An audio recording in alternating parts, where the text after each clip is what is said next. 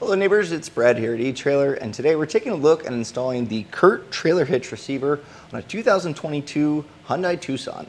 This is what your hitch is going to look like when it's installed, and the great part about it is it's a hidden cross tube. So the only thing that you're going to see once it is in place is going to be the business end, which is going to be your receiver opening and your safety chain loops, and the rest of the supports are going to be hidden behind the rear fascia. Being a 2" by 2" receiver tube opening is going to be awesome for a bunch of different accessories. So if you're getting a ball mount, a bike rack, or a cargo carrier, this is kind of the most universal size, so you're going to have a bunch of options. Now when you have your accessories in place, you're going to be using a 5/8 pin and clip to keep them in place. Now a lot of your accessories will come with a pin and clip, the hitch does not. But if you want to pick up a locking version, those are really nice because you can put your accessories in, lock it in place, and then they're not going to disappear in the hands of someone else. Now, if you do plan on towing with this, we have safety chain loops, which makes it nice and easy to hook up your standard S style or even a larger clevis style, no problem. And that way you can get your trailer nice and secure. Now, as far as towing, you're going to want to adhere to the weight capacities of the hitch, which they're fairly decent. They're coming in with a gross trailer weight rating of 3,500 pounds, which is going to be the weight of the trailer plus the accessories loaded up. Now, you also have a tongue weight rating, which is going to be the downward pressure on here, and that's going to be 525 pounds. So that's going to be your bike racks and cargo carriers. And with that tongue weight, you should be able to really load this up without having to go over. So that's really nice. Before you just hook up and tow, you do want to check the vehicle's owner's manual to see what it's capable of towing, and then compare that with the hitch numbers, and that way you're not overloading it and you stay safe.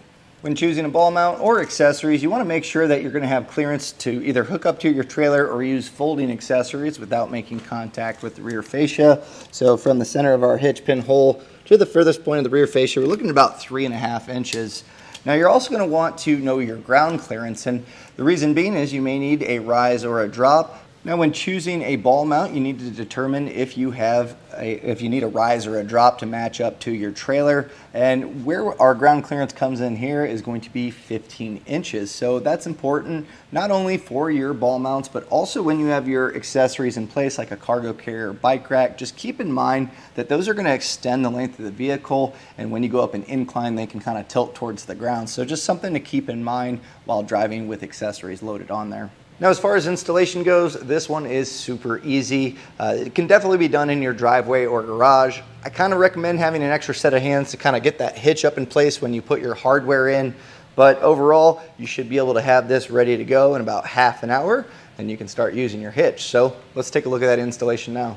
Our installation is going to begin with taking down this center panel, and that's where our hitch is going to live. So in order to get this off, we're going to have a series of plastic push pins as well as some plastic nuts. There should be 4 of these plastic push pins, and you'll see there's a few extra that go on these notches. You can leave those alone. We're just going to go for the 4 here. So just kind of follow along there to make sure you have all 4. And to get these out, pretty easy. Just pry in the center, and then they should come out. Now I'm using a trim panel tool. It makes it really easy to get these pried out, but if not, a flathead screwdriver also works well. Now in these little insets, we also have 3 14mm plastic nuts. Now these just kind of slide on a stud that's there. So you can use a 14mm socket, and what I do is I put a little pressure behind it. Sometimes they just kind of spin around since they're plastic. So a little bit of pressure behind it's going to allow these to get loose.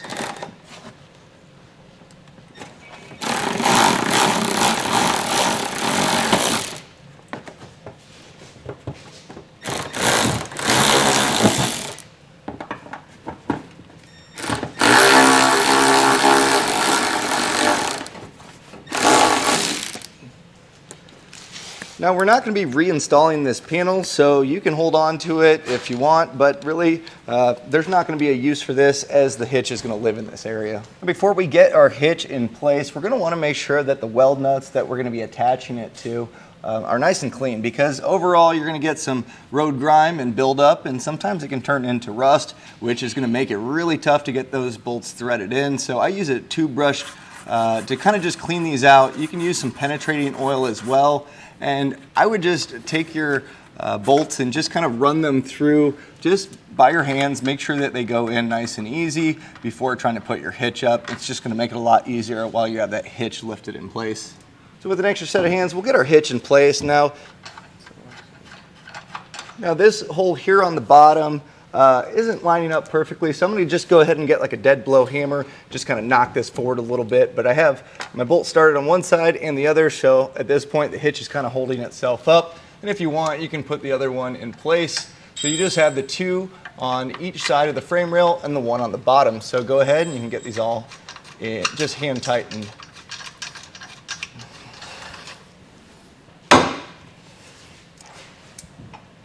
That was just enough for this to line up. Now, as far as tightening goes, I recommend doing the bottom ones first. That way it's going to kind of draw this up, and then we can do the side ones.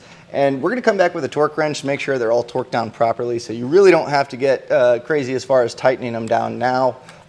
We're using an 11/16 socket, so go ahead and get everything tightened down.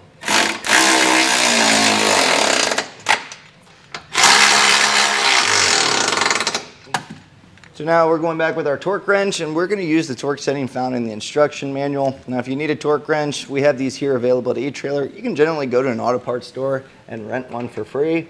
We'll go through and just make sure that these are all torqued down properly.